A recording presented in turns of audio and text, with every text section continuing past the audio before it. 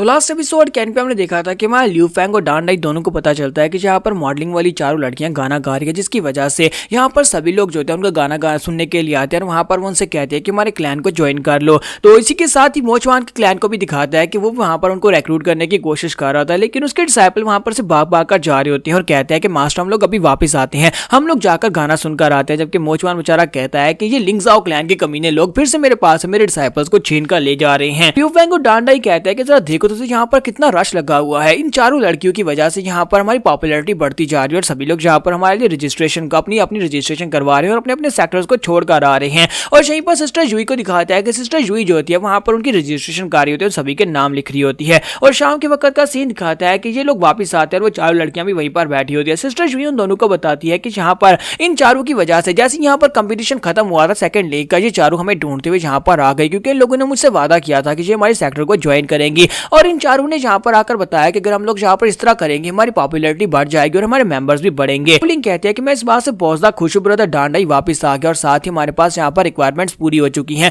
हमने यहाँ पर काफी सारे लोगों के इंटरव्यूज लिए, उनमें से आधे लोग तो यहाँ पर हमें ज्वाइन करेंगे ही। साथ ही गावलिंग उससे पूछती है कि बताओ कि यहाँ पर तुम्हारी इन्वेस्टिगेशन कैसी रही। तो लियू फैंग उसे सारी बात बताता है। तो गावलिंग कहती है ऐसा कैसे हो सकता है, आखिर अलायंस के लोग इस सब में इंटरफियर कैसे कर सकते हैं। तो लियू फैंग कहता है कि मुझे नहीं पता कि आखिर वो लोग यहाँ पर क्या सोच रहे हैं, लेकिन उन लोगों ने यहाँ पर इसके लिए जो अथॉरिटी लेवल है वो बहुत ज्यादा बढ़ा दिया है। उन्होंने यहाँ पर इसके लिए अथॉरिटी लेवल टॉप लेवल कर दिया है और हम लोग यहाँ पर इसको इन्वेस्टिगेट नहीं कर सकते। मुझे लगता है कि जब तक हम लोग यहाँ पर टॉप लेवल पर नहीं पहुंच पाते तब तक हम लोग इसको इन्वेस्टिगेट नहीं कर पाएंगे और लीग के लोग नहीं चाहते कि हमें सच्चाई के बारे में पता चले। के साथ ही गावलिंग से कहते तो फिर बताओ कि हमें क्या करना चाहिए। तो लियू फैंग कहता है कि हमें यहाँ पर वही करना है जो हम यहाँ पर अपने आप को स्ट्रॉन्ग बनाने के लिए कर सकते हैं। हमें शॉर्ट टाइम में अपने आप को स्ट्रॉन्ग बनाना है, हमें टॉप लेवल पे पहुंचना है। अगर टॉप लीग में पहुंचना है तो फिर अपने आप को स्ट्रॉन्ग बनाना होगा। मैं यहाँ पर तुम्हें वेल का सीक्रेट भी बताऊंगा कि मेरी वेल का सीक्रेट क्या और कैसे हम लोग अपने आप को स्ट्रॉन्ग बनाएंगे। तो नेक्स्ट सीन सुबह सुबह का दिखाया जाता है। सुबह के वक्त से चारों जो होते हैं वहां पर इकट्ठे होते हैं, क्योंकि लियू फैंग ने उन सभी लोगों को सुबह के वक्त वहां पर अपने ग्राउंड में इकट्ठा होने का कहा था। तो सिस्टर गावलिंग उन लोगों से कहते हैं कि आज रात मैंने पूरी मेहनत की और मेहनत करने के बाद कुछ लोगों को स्क्रीन किया है। उन लोगों को स्क्रीन करने के बाद पूरे 39 मेंबर्स को हमने अपने ग्रुप में शामिल कर लिया है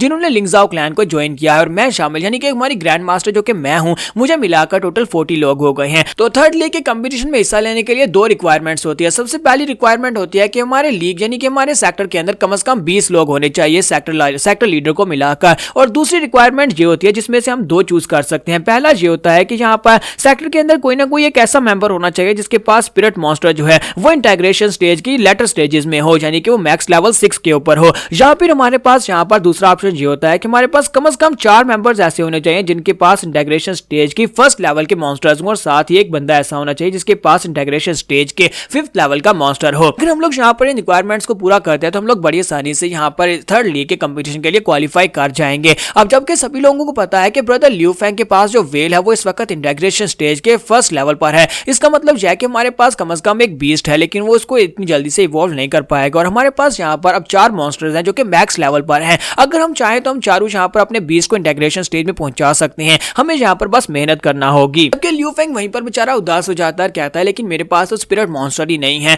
तो गावलिंग उसे कहती है कि तुम्हें परेशान होने की जरूरत नहीं है, बहुत ही जल्दी हम लोग तुम्हें भी यहाँ पर एक स्पिरिट मॉन्स्टर ढूंढ देंगे। तो ज़ेंगी उन लोगों से कहता है कि जूनियर ब्रदर ने यहाँ पर कहा था, उसने कहा था कि उसे शॉर्टकट के बारे में पता है जिससे वो अपने और हमारे मॉन्स्टर्स को और भी ज्यादा तेजी के साथ इवॉल्व करवा सकता है, लेकिन वो अभी तक यहाँ पर आया क्यों नहीं। उसने हमें सुबह सुबह यहाँ पर आने के लिए कहा था लेकिन वो यहाँ पर नहीं है। तो डान डाई उसे कहता है क्या तुम लोग वाकई में उसकी बातों के ऊपर भरोसा करते हो। वो कुछ ज्यादा ही एरोगेंट हो जाता है जब इस तरह की बात करता है। मुझे तो नहीं लगता कि हमें यहाँ पर उसकी बात के ऊपर भरोसा करना चाहिए। ऐसा कोई शॉर्टकट नहीं होता जिससे हम लोग अपने बीस्ट को ज्यादा तेजी से इवॉल्व करवा सकें। और इसी के साथ ही लियू फैंग वापस आ जाता है, उसके कपड़े भी गंदे हो चुके होते हैं और वो कहता है कि प्लीज माफ करना तुम सभी लोगों को, यहाँ पर मैंने सुबह सुबह जगा दिया और यहाँ पर आने का कहा। तो डान डाई उसे कहता है कि देखो तो जरा यहाँ पर इसने यहाँ पर मैं सुबह सुबह आने का कहा था और खुद यहाँ पर सबसे लेट आ रहा है। मुझे लगता है कि सारी रात यहाँ पर झाड़ियों में छुपा रहा, इसी वजह से इसके कपड़े भी गंदे हो गए हैं। फिर हो सकता है कि ये पूरी रात यहाँ पर अपने ठरकपुने को पूरा करने के लिए गया हो या लड़कियों के पीछे गया होगा, इसी वजह से यहाँ पर इतनी बुरी हालत में है। तो लियू फैंग कहता है नहीं ऐसी बात नहीं है। तो लियू फैंग कहता है कि मैं तो यहाँ पर तुम्हारे लिए नहीं ब्रदर डान तुम्हारे लिए यहाँ पर एक गिफ्ट पैक करने के लिए गया था, मैं तुम्हारे लिए एक सरप्राइज लेकर आया। तो डान डाई से कहता है कि बस बकवास बंद करो, तुम मेरे लिए क्या लेकर आ सकते हो। तो लियू फैंग इसी के साथ ही शैडो कैट उसके सामने करता है और कहता है कि देखो मैं तुम्हारे लिए क्या लेकर आया हूँ। तो डान डाई शैडो कैट को देखते ही बहुत ज्यादा हैरान हो जाता है और कहता है कि ये क्या, तुम इसे कहां पर से लेकर आए, तुम इसे कैसे लेकर आए।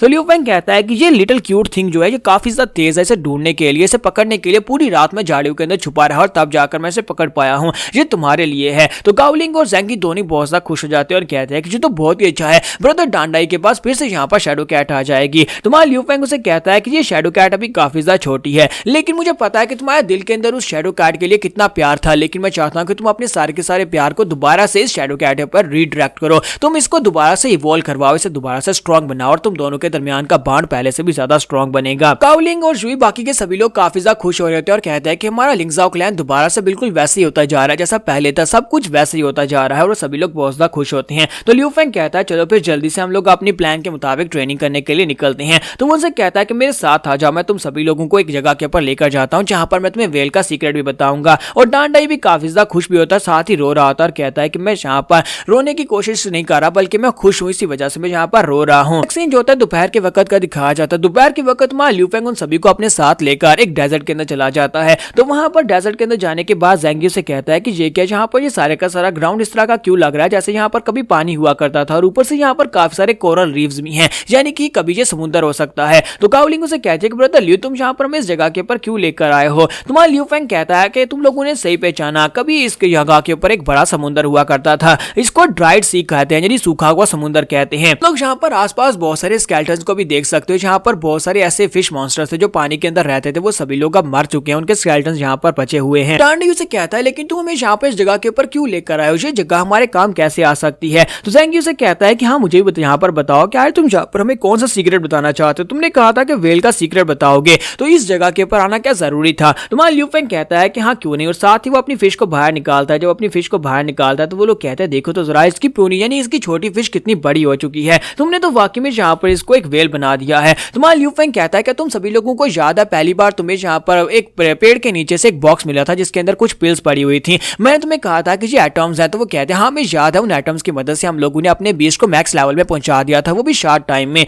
तुम्हारा लियू फेंग कहता है कि लीडर फैन ने मुझे यहाँ पर एक तरीका बताया था जिसे मैं सीक्रेट ऑफ वेल कहता हूँ। सीक्रेट ऑफ वेल यानी कि जब जहाँ पर मेरी वेल जो है ये दूसरे मॉन्स्टर्स को डिवावर कर सकती है। जब ये दूसरे मॉन्स्टर्स को डिवावर करती है तो इसकी बॉडी के अंदर जाने के बाद वो मॉन्स्टर जो है वो स्पिरिट एटम्स छोड़ते हैं। स्पिरिट एटम्स यानी कि क्रिस्टल्स छोड़ते हैं और इन क्रिस्टल्स को जब दूसरे मॉन्स्टर्स एब्जॉर्ब करते हैं तो उनकी पावर लेवल्स बढ़ती हैं। काओलिंग कहती है जी तो एक बहुत ही बड़ा सीक्रेट, अगर किसी को इस बारे में पता चल गया तो फिर तो यहाँ पर हम लोग पूरे का पूरा क्लैन ही खतरे में पड़ जाएगा। जबकि सिस्टर यूई से कहते हैं कि लीडर फैन ने यहाँ पर इसी वजह से अपनी वेल को बड़ी तेजी के साथ इंप्रूव कर लिया था। लियू फेंग कहता है कि मुझे यहाँ पर तुम्हारे साथ रहते हुए कम से कम 6 महीने से ज्यादा हो गए और हम सभी लोगों के दरमियान में काफी बड़ा रिलेशनशिप बन चुका है क्योंकि हम सभी लोग मौत और जिंदगी से निकल कर आए हैं। मास्टर फैन जो थे वो यहाँ पर अपने क्लैन के सभी लोगों के मरने की वजह से वो सच्चाई को जानने के पीछे पागल हो चुके थे, यानी कि उसको जानने के चक्कर में सिर्फ और सिर्फ अपने आप को स्ट्रॉन्ग बना रहे थे। उन्होंने अपने क्लैन मेंबर्स के ऊपर बिल्कुल भी ध्यान नहीं दिया। उनकी जिंदगी का एक बहुत बड़ा पछतावा था जिसके बारे में उन्होंने मुझसे बात की थी। उन्होंने मुझे बताया था कि वो अपने क्लैन मेंबर्स को भी स्ट्रॉन्ग बनाना चाहते हैं लेकिन उनके पास इतना टाइम नहीं है। लेकिन अब यहाँ पर मैं उनके बिहाफ पर तुम सभी लोगों को स्ट्रॉन्ग बनाऊंगा। अगर हम सभी लोग स्ट्रॉन्ग होंगे तो मिलकर हम लोग सारी की सारी सच्चाई को,